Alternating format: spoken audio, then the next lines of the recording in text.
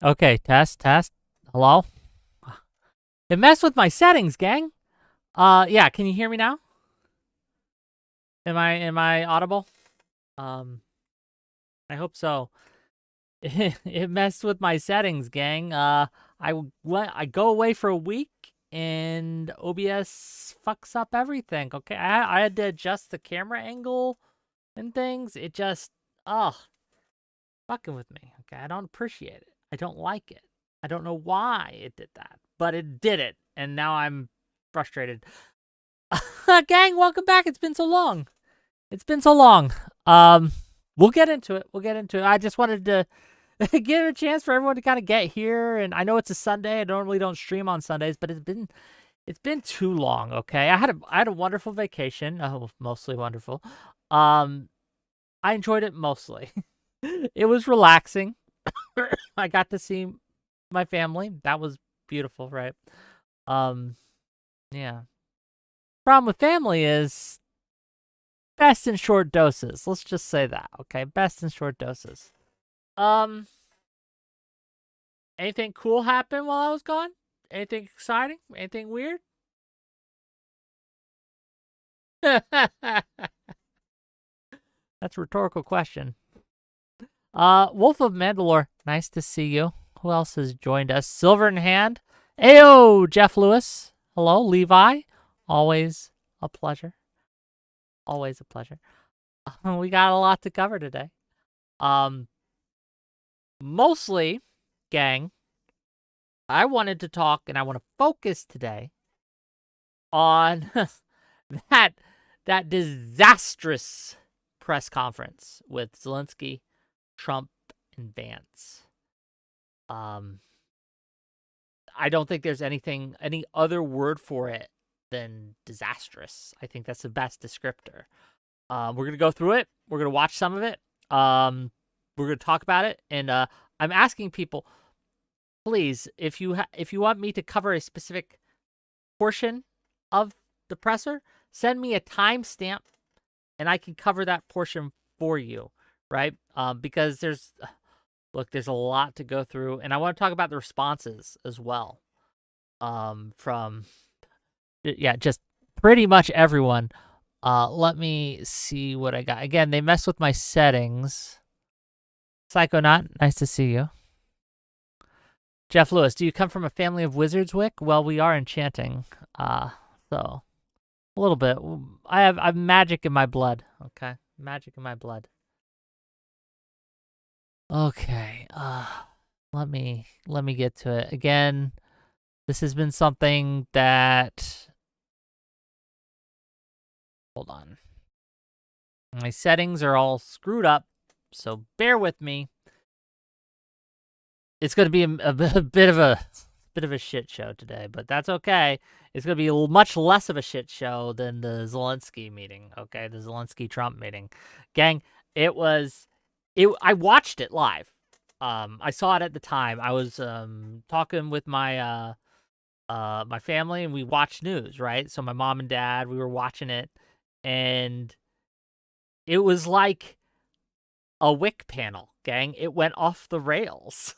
And we're just staring at it in utter shock that this was happening. First of all, let me give you. Oh, I know I'm saying first of all. I'm still getting out of vacation mode. Please forgive me.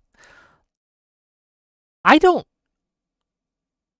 understand, and I legitimately don't understand how people can see how Zelenskyy behaved, at least in the first portion, right, as disrespectful. Like, you can make the argument, and I can understand the argument, even if I don't agree with that argument, that after the barbs started getting thrown, that he was disrespectful then. That's fair. But I think, again, and I've watched this several times, and again, everyone in my family are Trump supporters, to be clear. My family voted for Trump back in 2024. Okay, I'm not proud of that fact, but they did. My mom, my dad, my sister, etc. They all voted for Trump, despite my past efforts. They were even saying, "What is Vance doing?" I remember my mom saying that. What is Vance doing? Because it was very clear Vance was out for blood. Okay, I don't know why. And we're going to talk about possibilities, hypotheticals, things like that. But it was obvious to me, both at the time and in hindsight and having gone over the thing, right, that Vance was purposefully instigating this. He wanted a fight publicly, right? I don't know why. I have suspicions. I don't know why, right, though? But he absolutely wanted to piss Zelenskyy off and get a rise out of him. And when he couldn't do it quite as much as he wanted, right, he decided to take offense at something that was completely inoffensive. And we're going to go over it. We're going to watch it. Don't worry. I'm just giving you my overall take to start the show, right? It was absolutely clear. And again, I have some expertise on conversations. I have some expertise on hosting discussions. I have experience with it. I host hundreds. At this point in my streaming career, I've hosted hundreds of all sorts of conversations, mostly contentious, mostly debates, right? But I've done good faith conversations too. I've done one-on-one talks. I've done group discussions. I've done it all with literally hundreds of times with hundreds of people. I know what it looks like when someone's purposefully trying to instigate shit. And you know why I know that? Because sometimes I'm the one instigating shit, okay? I'm the one doing it. I do it. Me. It's me. I stir the pot for content on occasion. I know what it looks like. I'm very well aware of what someone looks like when someone behind the scenes has told them, this is boring. We need to get some content. I need you to make this dude mad.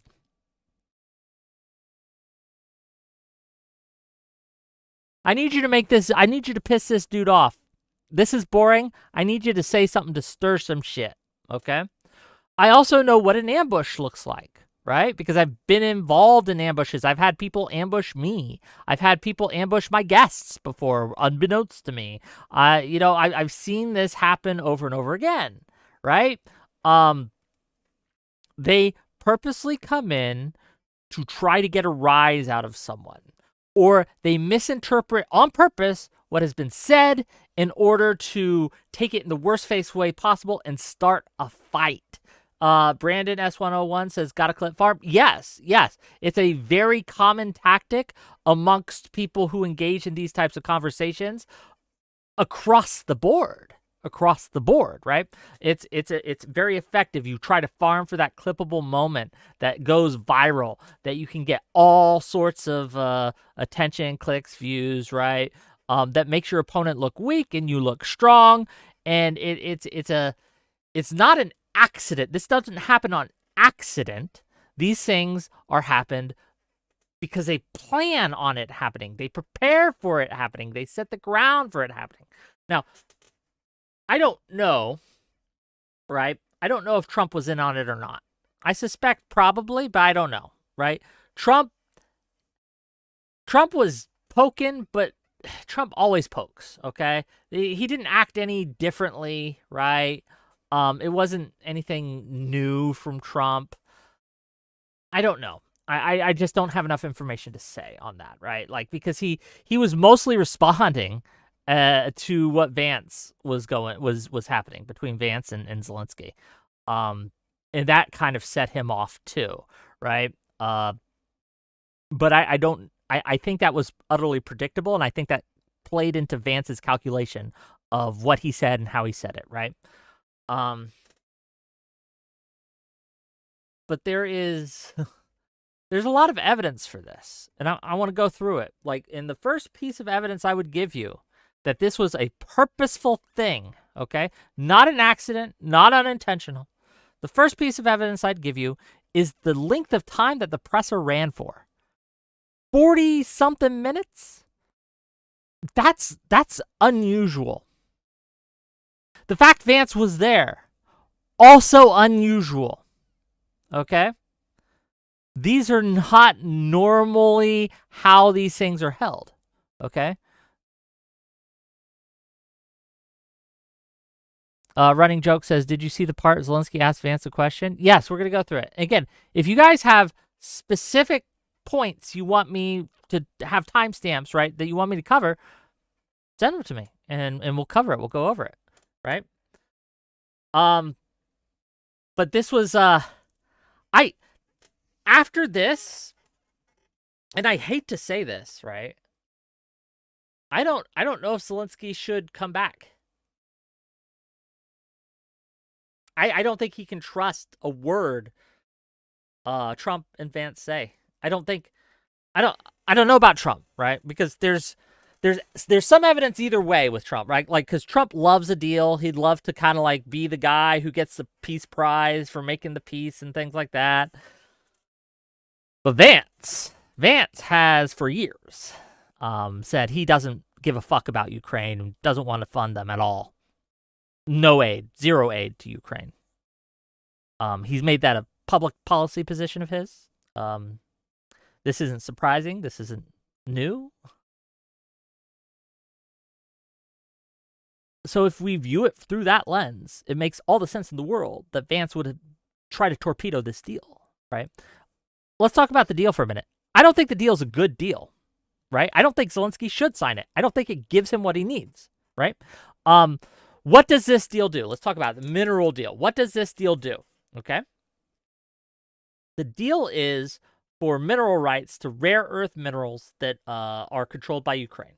So Ukraine has a bunch of resources on its land that it controls of what's called rare earth minerals that are, as the name implies, relatively rare. There's not a lot of access to them. So it's good when we can make deals to get access to them. And one of the reasons that the U.S. and Trump wants access to these things, it will help us in our manufacturing. It'll help us. It will make us more wealthy. It's good to have access to these things. What was Ukraine going to get for this? Assurances that we would keep talking, okay? That we would keep negotiating with them. It's a bad deal. The argument is made, right? And I've seen this argument made that, well, if the U.S. has a financial interest in Ukraine vis-a-vis having access to these rare earth minerals, therefore U.S. companies will set up shop in Ukraine. U.S. companies will start, mining these minerals, and therefore Russia won't attack, because if they do, U.S. would have to respond. I find that a weak argument for a couple reasons. One, if that's the deterrent, right? Simply that America has financial interests there. All Putin has to do is say, you know what? I'll give you a better deal. Okay, we won't attack you. We won't hit those mineral companies or any of these spots. And in fact, right, we'll even sweeten the deal for you. Instead of 50%, we'll give you 60%. Okay, all you have to do is stand down. A president like Trump would take that deal. It's a better deal. It's better for America, right? The second thing is that a lot of the opposition that many have towards putting boots on the ground and getting involved directly in Ukraine, a lot of those arguments remain the same. We don't want to escalate. We don't want to start World War III. It's not worth it, right? It's not worth it to get involved in this because Russia will then attack us and it'll put our lives in danger. We don't want a single American troop to die on Ukrainian soil. None of that calculus changes with this deal. It just doesn't, right? Those same arguments still have those same effects, and it doesn't change anything. So again, I just think the deal's bad on its face.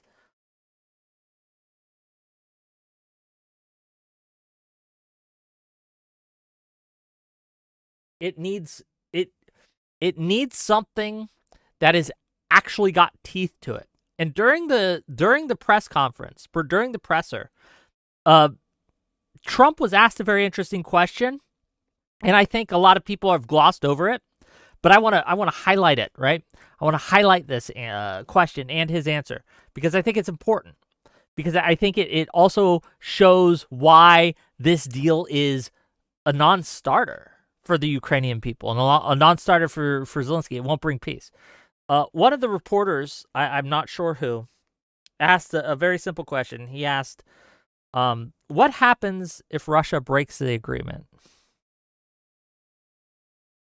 Fair question, right? Well, what if Russia doesn't uphold its end? What if Russia comes in and attacks? What then? You guys remember Trump's answer?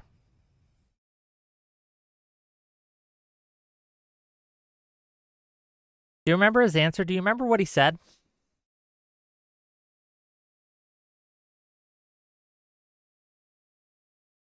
Well, what if a bomb drops on your head right now? I don't know.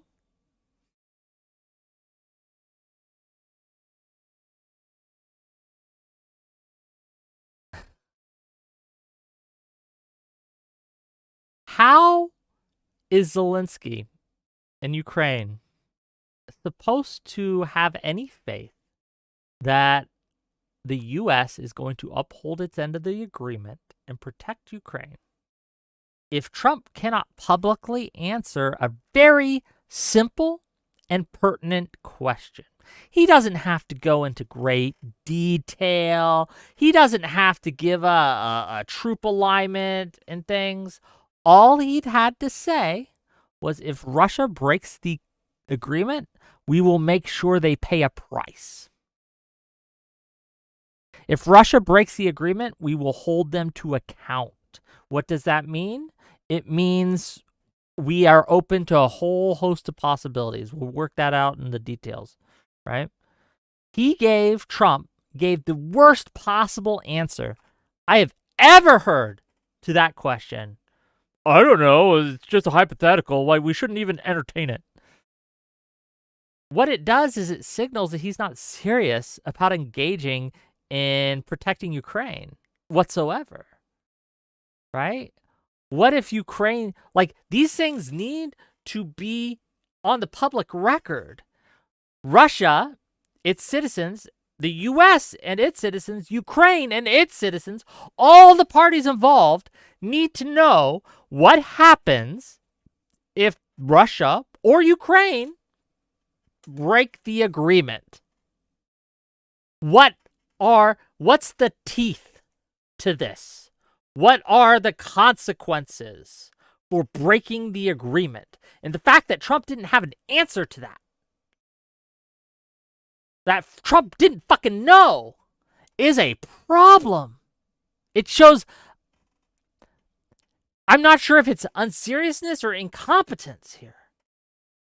But that is, the worst answer I've ever seen to a question like that. Worst answer I've ever seen. Manny to the Max for $5. Thank you for the $5. Really helps out, especially since I had a week off, right? So any money you can give me really helps at this point in time. Okay. Says the U.S. should supply weapons and equipment, but Europe should send troops as security guarantees. If a NATO country is attacked, then the U.S. should send troops. I don't disagree.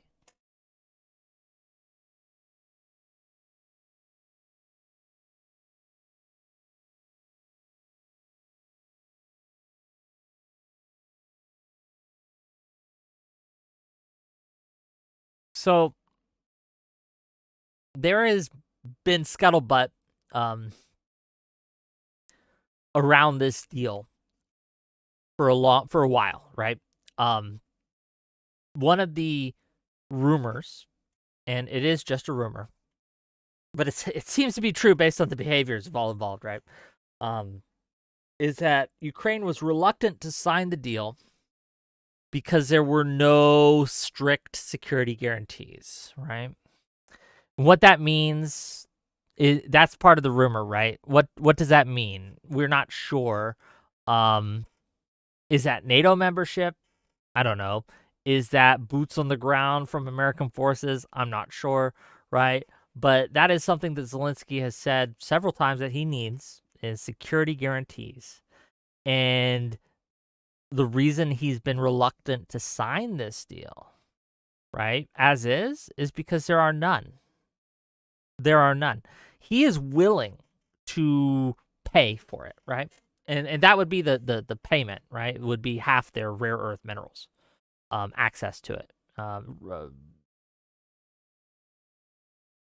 which is reasonable, honestly. Like I don't think it's unreasonable to ask for an exchange, right? For the U.S. to say, you know what, we do want something out of this that's concrete that we can bring to our people, right? And say, hey, here's something that we're getting out of this that's concrete. I don't think that's an unreasonable thing to ask from the U.S.'s side, right? But it has to come with something that the Ukrainians will want. It's not just buying nothing. It has to buy something. What that something is, what that something looks like, again, according to Zelenskyy, needs to be some sort of security guarantee. And I agree with him. I don't think without a security guarantee, all it is just giving away the house for nothing, for literally nothing. I don't think that should happen. You guys ready to watch some of this shit? You ready to watch some of this shit? Enough of me talking about it. And I do want to go over, right? I do want to go over at some point the responses to it as well. But let's watch it. Let me get the screen up. Can you guys see that? Is that fine? Let me know if you can hear it. Hold on. Actually, before we do this, let me make it so I can actually see you guys chat while I watch it.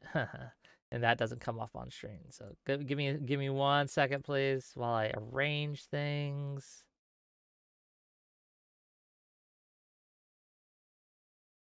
Again, it changed all my settings. Oh no. Usually this would be a lot easier to do. Okay, can you still see it? Yeah? Still looking good, Kings? Can you post the link we're using so we know the timestamps? Yes. That would be good. Okay, I'll post the links. And again, if you guys have timestamps that you want to direct my attention to as we watch, if you have things that you want to talk to me about as we watch, let me know. I'll be providing the link in both the YouTube and the Twitch chat. It's right there. And it's right there. This is from a Twitter account that has posted the full thing. Okay. That's what I'll be using. I full screened it. I'll go through it. There you go. $5 from Manny to the Max. Zelenskyy should have more faith in Europe. Russia has almost always been numerically superior and have still lost wars. People need to read history. Well, we're going to get to that. Don't distract me. But this idea that Ukraine can't win is just false on its face, right? You had to have not been paying attention for the last 80 years of world history to think that, a smaller country can never beat a bigger country. I would draw your attention to Vietnam. I would draw your attention to Russia versus Afghanistan, right? I would draw your attention to quite a few different conflicts. Is it harder? Much, but it's not impossible. And acting as if it's impossible is just silly. It's just not true. But let's get in here. Okay. Let me put it live again. Okay. Finally, we'll watch the show. We're going to go through the whole thing, so it's going to take a minute, okay? Again, if you have specific timestamps you want to draw my attention to, please. But I feel it's important to go through the whole context so you can see the whole context. Now, keep in mind, even this isn't the whole context. This is just a presser. The context, the full context of this conversation comes in the context of, what was it, 2 weeks ago, where... a week ago, 2 weeks ago, where the UN voted with Russia against Ukraine in a UN resolution, where Trump and Vance have been calling Zelenskyy a dictator, refusing to condemn Russia as the aggressors. Like, all of this is context. Context that's closer to the point of the conversation. The first words Trump spoke to Zelenskyy when he was welcoming him to the White House was to comment on the fact that he didn't wear a suit. Like, I see you're all dressed up today, as he's shaking his hands. Okay? This is the context of this conversation, but it's important to watch the whole thing. Let's go. Tell me if you can hear it.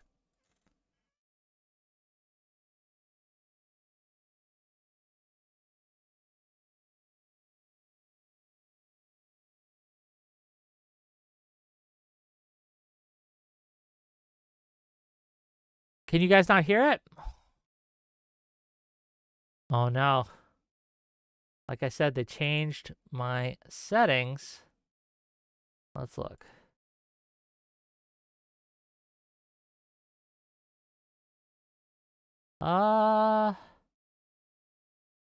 Here.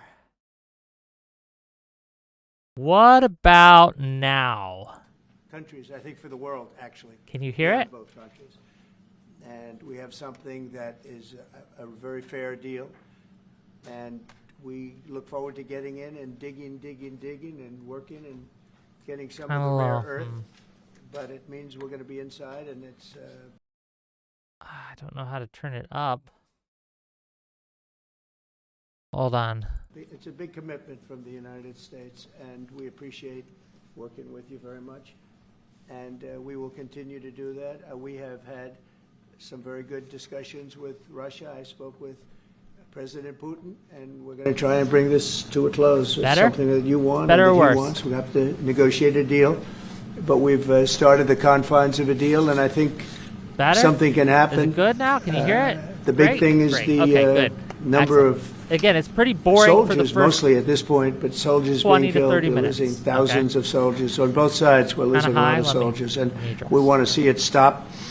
And we want to see the money get put to different kinds of use, like rebuilding. And we're going to be working very hard. But we've had a lot of very good conversations. I will say, until we came along, the Biden administration didn't speak to Russia whatsoever. They didn't speak to anybody. They just allowed this to continue. And I will say that, I'll say in front of you, you've heard me say it 1,000 times, if I were president, this war would have never happened. We would have had a deal negotiated for you without having to go through what you've gone through. But your soldiers have been unbelievably brave. We've given them great equipment, but somebody has to use the equipment. They've been unbelievably brave, and we give them great credit. This was supposed to be over very quickly, and here we are 3 years later. So I give tremendous credit to your generals and your soldiers and yourself, in the sense that it's been very hard fighting, very tough fighting. They're great fighters, and you have to be very proud of them from that standpoint. But now we want to get it over with. It's enough, right? We want to get it over with. So it's an honor to have you here. Thank you very much for coming. We're going to sign the agreement at the conference in the East Room in a little while. Just real quick, just so you know what we're doing. We're not watching just the heat moment. We're watching the whole context. We're going to watch most of it. I should probably speed it up a little bit because, again, the beginning is kind of boring. This exchange here, nothing wrong with it. I think it's fine. Obviously, you know, this is just standard stuff at this point. One of the things that makes this whole thing crazy is how it turns on its head at a certain point, right? But we'll get to it, okay? I will see if I can't make it go to like 2 time sides or whatever. Let's try 1.5, okay? Let me know if it's too much.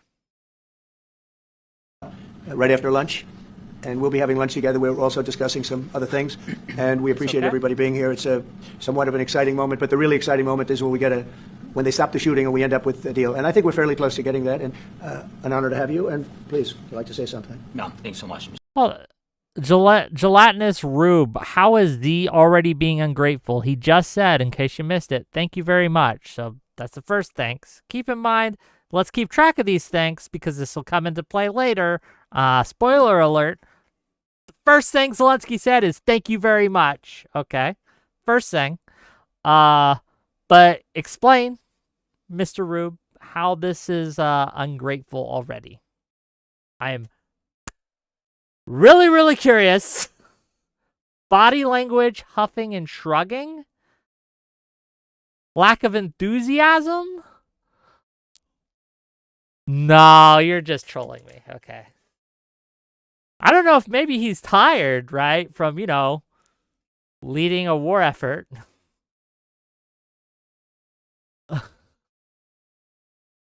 Okay, let's you're not gonna distract me too much. We're gonna keep going. Mr. President, thank you for the invitation. And really, I hope that this first document, will be first step to real security guarantees for Ukraine, our people, our children. I really count on it. And of course, we count that America will not stop support. Really, for us, it's very important to support and to continue it. I want to discuss it with details further during our conversation. And of course, the infrastructure or security guarantees. Because for today, I understand what Europe is ready to do. And of course, I want to discuss with you what the United States will be ready to do. And I really count on your strong position to stop Putin. And you said that enough with the war. I think that is very important, Ben, to say these words to Putin at the very beginning of war, because he is a killer and terrorist. But I hope that together we can stop him. But for us, it's very important to, to save our country, our values, our freedom and democracy, and of course, no compromises with the killer about our territories, but it will be later. And of course, what I wanted, we spoke about it by phone with you about the drones production. We have very good drones production. I think the best one in the world for today because of the war. Yes, and of course, we need very much the air defense. You have the best air defense in the world, and really you helped us under attacks of Russians. And I want to speak how we can exchange the licenses. We're open to share the licenses of all our drones with you, of course, with the United States. And we need licenses for quick production of air defense. Even after the war, we need our nation to be calm, that we are secure. So that's why we need this air shield. And of course, about this, I want to speak about the contingents. I think that France and UK already spoke to you, and we know that Europe is ready, but without the United States, they will not be ready to be as strong as we need. And the last point, last not least, about exchange, about our people and children. And you know that these crazy Russians, that they stolen 20,000 of children, Ukrainian children. They changed their names. They changed their families, relatives, and now they're in Russia. We want to bring them back, and really, it's a big dream, task, and goal for me, and our warriors. By the way, Mr. President, we released more than 4,000 warriors from Russian prison, but there are thousands more in the prison. I wanted to share with you some images. How it's just can I now? Yeah, please. Some minute, 1 minute, 1 minute. Just you to understand in what circumstances, in what situation they are, and what the attitude of Russia to our prisoners. That guys, just you before and after. And you see before and after, just you to understand. Now thousands of such guys, ladies and men, there, and that's so they don't eat. They beat them, and they do a lot of bad things. So out of, even during the war, there are rules. Everybody knows there are rules during the war. So these guys, they don't have any rules. You see that 50, 60 kilograms left, and a lot of such things. And I didn't want to show you what the changes with images of children, because I will share with you. And, I mean, it's looking tragic. Yep, that's tough stuff.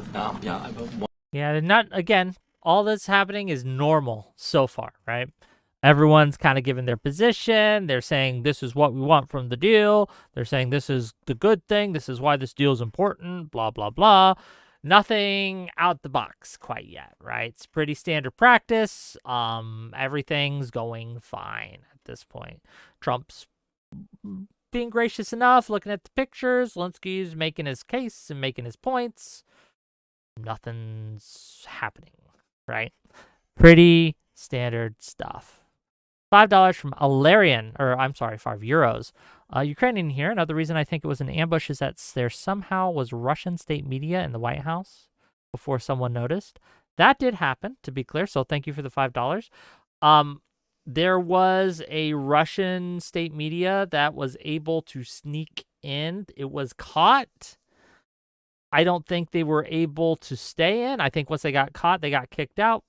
But I don't know all the details of that, so I can't go too into that particular area of it, if that makes sense, but we will talk about it, right?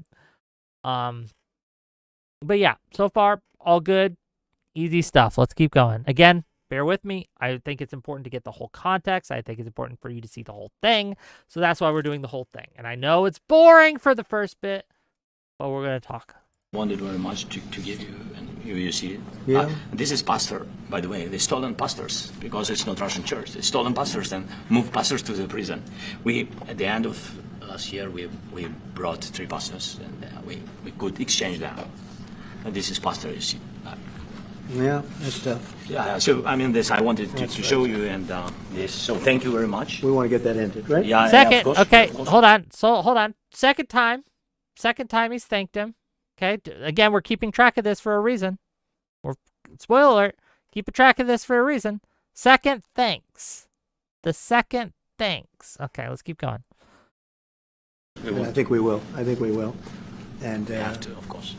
do you have any questions, please? Thank you, Mr. President. How much money is the U.S. going to put into the fund that is being created today, and how does this provide long-term security for Ukraine? Well, we don't know exactly how much because we're going to be putting some money in a fund that we're going to get from the raw earth that we're going to be taking and sharing in terms of revenue. So it's going to be a lot of money will be made from the sale and from the use of raw earth. And as you know, our country doesn't have much raw earth. We have a lot of oil and gas, but we don't have a lot of the raw earth.